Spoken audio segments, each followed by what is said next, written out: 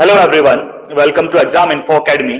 जैसा कि आप सभी लोग जानते हैं, यूपीएचईएससी के लिए हम जनरल नॉलेज का बैच चला रहे हैं और यूट्यूब के वीडियो के माध्यम से ही ये चल रहा है। तो इसी के तहत जो आपकी फर्स्ट यूनिट है करंट अफेयर्स, उसमें ये वीडियो आपको दिखाई देगी, उसी प्लेलिस्ट में ये वीडियो दिखाई देगी। और इसमें आज हम बात करेंगे यूजीसी, यूनिवर्सिटी ग्रांट कमीशन। अगर आप अपने एग्जाम की बात करते हैं यूपीएचईएससी की, तो कोई से भी ईयर का पेपर उठा के देख लीजिएगा, लगभग सभी सेशन में से यूजीसी के बारे में क्वेश्चन जरूर पूछा गया है। तो इसी के बारे में हम डिस्कस करेंगे, बहुत बड़ी वीडियो नहीं है। चलिए स्टार्ट करते हैं। यूजीसी की फुल फॉर्म आप लोग जानते हैं, हमें बताने की ऐसी जरूरत नहीं है। आगे बढ़ते हैं। यूजीसी साइंटिस्ट और व्यवसायिक अनुसंधान का एक परिषद है। यूजीसी के द्वारा नेट का आयोजन किया जाता है, ये आप लोग जानते हैं। इस एग्जाम का आयोजन साल में 2 बार किया जाता है। भाई सभी नेट क्वालिफाइड होंगे मैक्सिमम। तो जैसा कि आप जानते ही होंगे कि यह परीक्षा सन 1989 में पहली बार आयोजित की गई थी, तब से लेकर आज तक इसे आयोजित किया जा रहा है। अगर हम साइंस सब्जेक्ट की बात करते हैं तो यूजीसी सीएसआईआर इसे कंडक्ट करती है। ये आप जानते हैं भाई, यूजीसी के बिना तो आप यहां तक पहुंचे ही नहीं होंगे, यूपीएचईएससी कहां से दे पाएंगे, तो इतना सब जानते होंगे। चलिए आगे बढ़ते हैं।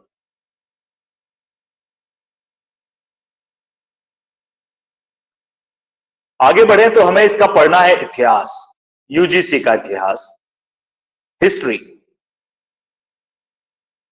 UGC history. इसे बिल्कुल हमारे साथ ही पढ़िएगा।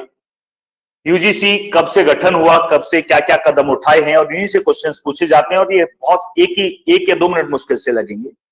आज हमारे पास यूजीसी का चित्रण भारतीय स्वतंत्रता से पहले और बाद में उठाए गए कई गहन कदमों का परिणाम है। देखना, पहले स्वतंत्रता से पहले, 47 से पहले, 1947 से पहले। चलिए, शिक्षा प्रणाली का पहला प्रयास वर्ष 1944 में सार्जेंट रिपोर्ट्स के साथ किया गया था। यह भारत में युद्ध के बाद के शैक्षिक विकास और केंद्रीय सलाहकार बोर्ड ऑफ एजुकेशन की रिपोर्ट थी। इसी रिपोर्ट जो 1944 में थी, इसी रिपोर्ट के मुताबिक 1945 मतलब नेक्स्ट ईयर, इसी सिफारिश के माध्यम से 1945 में विश्वविद्यालय अनुदान समिति, ध्यान दीजिए आयोग नहीं अभी, समिति का गठन किया गया, जिसने अलीगढ़, बनारस और नई दिल्ली के 3 केंद्रीय विश्वविद्यालयों की देखरेख की जिम्मेदारी ली। 1945 में, आजादी से पहले, जो 44 में दी गई थी ना, जो सिफारिश मिली थी सलाहकार बोर्ड की, उसी के हिसाब से विश्वविद्यालय अनुदान समिति का गठन किया गया, जिसे 3 यूनिवर्सिटी केंद्रीय विद्यालयों को दिया गया, केंद्रीय विश्वविद्यालयों को दिया गया, अलीगढ़, बनारस और दिल्ली। इसकी तीनों की जिम्मेदारी मिली। उसके बाद आगे बढ़ते हैं, इतिहास पर और नजर डालते हैं। 45 के बाद आते हैं वर्ष 1947 में। समिति को उस युग के सभी, अभी तक 3 की मिली थी, उस टाइम के 1947 के सभी विश्वविद्यालयों की जिम्मेदारी, ध्यान से समझो, उस वक्त के सभी विश्वविद्यालयों की जिम्मेदारी, नियंत्रण करने की जिम्मेदारी विश्वविद्यालय अनुदान समिति को मिली। अभी तक समिति है। आगे बढ़ते हैं। 1947 के बाद 1948, ये एक्चुअल में 1948 और 1949 दोनों कॉमन है जब ये वर्क हो रहा था। 1948 में विश्वविद्यालय शिक्षा आयोग की स्थापना की गई, जिसके अध्यक्ष डॉक्टर सर्वपल्ली राधाकृष्णन थी। 1948 में विश्वविद्यालय शिक्षा एजुकेशन कमीशन है, यूनिवर्सिटी एजुकेशन कमीशन है, की स्थापना की गई, जिसके अध्यक्ष डॉक्टर सर्वपल्ली राधाकृष्णन थे। आयोग ने सुझाव दिया कि मौजूदा विश्वविद्यालय अनुदान समिति को ब्रिटेन की तरह विश्वविद्यालय अनुदान आयोग में बदल देना चाहिए। तो ये रिपोर्ट 1948-49 की बात है, जब चल रहा था। आगे बढ़ते हैं। और 28 दिसंबर यानी कि ईयर के लास्ट में 53 को मौलाना अब्दुल कलाम आजाद ने विश्वविद्यालय अनुदान आयोग का उद्घाटन किया। 1953 में उद्घाटन हो गया था। अब यूपीएचईएससी में क्वेश्चन 2 या 3 बार पूछा गया है और उन्होंने इसका आंसर 1956 बताया है, जबकि इसकी स्थापना या उद्घाटन कब हो गई थी? 1953 में हुई थी। लेकिन मान्यता जो मिली थी ना, वो 1956 में मिली थी। संसद में कब पारित हुआ था, कब लाया गया था? 1956 में लाया गया था, इसलिए 1956 बुलाते हैं। लेकिन अगर बोला जाए कि उद्घाटन किसने किया और कब किया, तो 1953 में मौलाना अबुल कलाम आजाद ने किया।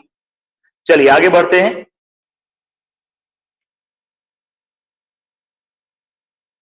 आज तक की बात करेंगे, तब से लेके आज तक की। अब देखिए, ये सबसे इंपॉर्टेंट पॉइंट यही है। और नवंबर, एक साल बाद 53 का लास्ट था, ये 56 का लास्ट है। नवंबर 1956 में यूजीसी मतलब विश्वविद्यालय अनुदान आयोग, मतलब यूनिवर्सिटी ग्रांट कमीशन को औपचारिक रूप से संसद के इंडिया विश्वविद्यालय अनुदान आयोग के अधिनियम 1956 के तहत भारत सरकार ने एक सांविधिक निकाय के रूप में इसे स्थापित कर दिया। इसीलिए इसे स्थापना 1956 में भी मानी जाती है, लेकिन एक्यूरेट कब आ गया था? 1953 में। उससे पहले भी था, लेकिन उसके नाम अलग अलग थे। ठीक है जी।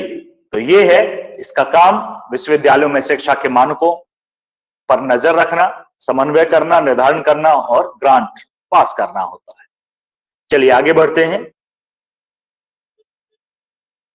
आज के परिप्रेक्ष्य में भी बात करेंगे। ये 21 में तो यही से क्वेश्चन आए जो आपने को ब्लू दिखाई देना ना। इसके बाद 1994, 95 में यही क्वेश्चन था, पिछले एग्जाम में था जीके में। मैं डालूंगा उसके पेपर।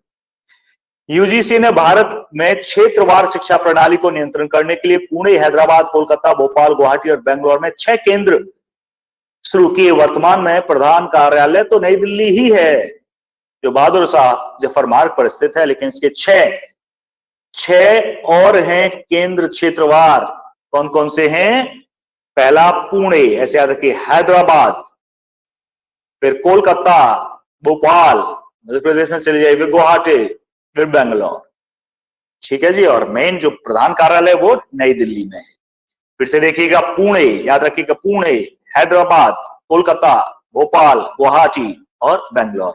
इस बार ईयर पूछा गया था कि जो क्षेत्रीय कार्यालय थे, जो कार्यालय बनाए गए थे, ये किस ईयर में बनाए गए? तो 1994 और 95 इसका आंसर था। इस बार आया था।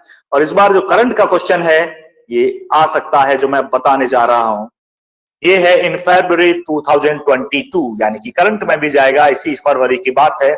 एम जगदीश कुमार, आपको याद होंगे, ये जो जेएनयू के वीसी थे, जिनके छात्र और वीसी के बीच जो टकराव हुआ था, आपने कई बार देखा होगा, नोटिस किया होगा, न्यूज में रहे थे। Jagdish Kumar was appointed as the chairman of the UGC, a professor कहां के हैं? in Department of Electrical Engineering of IIT Delhi and former VC of JNU। अब क्या संभाल रहे हैं? यूजीसी। ठीक है। इससे पहले थे डीपी सिंह, जो 2021 दिसंबर में शायद रिटायर हो गए थे। उसके बाद फरवरी में 2022 में जगदीश कुमार को चार्ज दिया गया है। अभी तक ये है, हो सकता है कल चेंज हो जाए, आगे फ्यूचर में चेंज हो तो हम बताएंगे आपको, करंट अफेयर में वो आ जाएगा। चलिएगा, बने रहिएगा हमारे साथ। आज की वीडियो में इतना ही था। शेयर कीजिएगा जितना हो सके। धन्यवाद।